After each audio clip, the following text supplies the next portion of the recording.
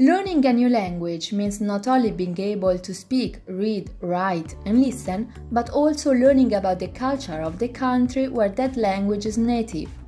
Foreign languages open doors to explore new cultures, broaden our horizons, and make us more tolerant. However, sometimes what prevents an effective communication between the parties is not only the language, but also cultural differences. Hence, the interpreter's mediation work, both linguistic and cultural mediation, turns out to be a real necessity. During the learning process, what makes the difference is not the difficulty of the language, but rather the way in which it is learned. Among the strategies that can be adopted, the use of images is certainly one of them. In fact, according to an investigation, when we learn, 83% of knowledge comes to us visually, 10% come through hearing, and the remaining 7% through the other senses. Therefore, there is no doubt that images are powerful. Power that I've also experienced in my own educational journey. That's why I focused my dissertation on an experimental project, which I symbolically named Il Silenzio Nell'Apprendimento, that is to say, silence in learning. I took as the object of analysis 2 case studies, in an elementary school and in an institute for deaf mutes. This is a project that moves in 2 parallel directions.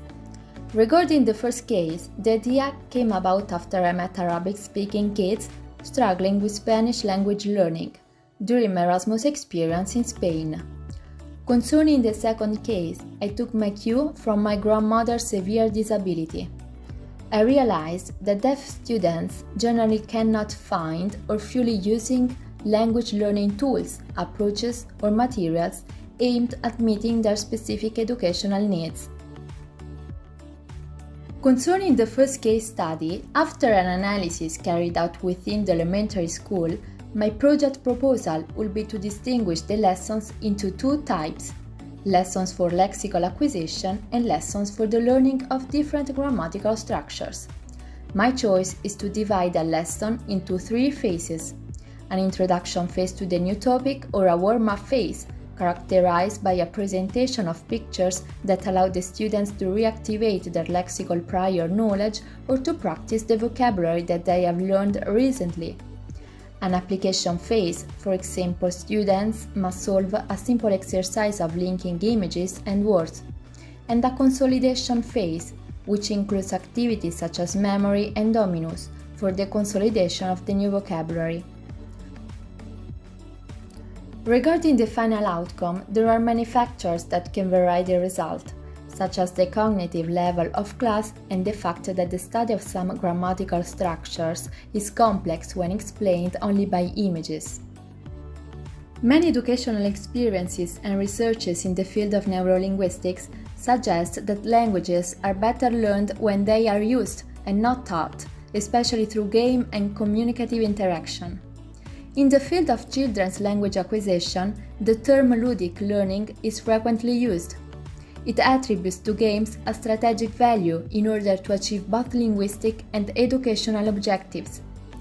Among the most effective playful techniques are activities of manipulation, activities based on movements, and transcoding activities, through which the learner transforms, for instance, an oral story into images, or vice versa. Storytelling, in fact, stimulates positive attitudes towards the foreign language, and students will be guided by flashcards, drawings, and slides.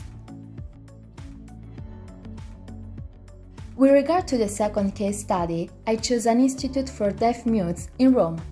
I took inspiration from the Italian DEAL project, which includes the support of new technologies and distance learning. The objective is to facilitate communication between deaf people from different countries.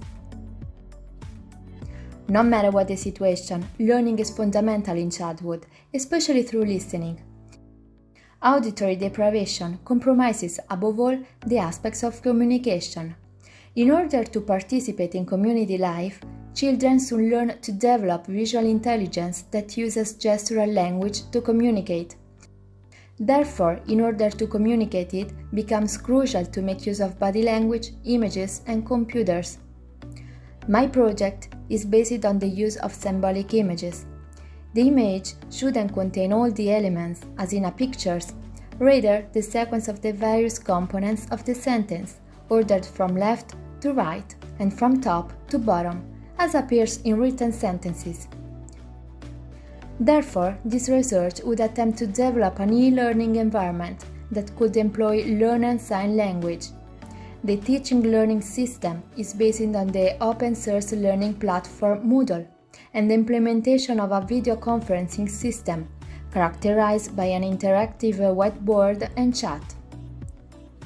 From an educational point of view, the use of sign language is planned both in asynchronous and unidirectional mode via pre-recorded videos in specific didactic units and in synchronous and bidirectional mode through video conferences both for students and with the teaching team. In both cases, I wanted to conduct on-site interviews in order to get as much information as possible about people's perception toward learning through images. During the interviews, I experienced great collaboration among the interviewees. They turned out to be interested in the possible realization of such project. Its ultimate goal is to put into practice innovative solutions for the teaching and evaluation of linguistic and communicative skills. Of course, all of this will be accomplished taking into account the importance of the role of teachers and focusing on language promotion through the use of images. In this way, students will be protagonists in the process of constructing knowledge, since they approach a language by playing with words, images, and shapes. In this regard, I would like to mention a quote by Gombrich. "We are on the threshold of a new historical era in which the written word will be replaced by the image.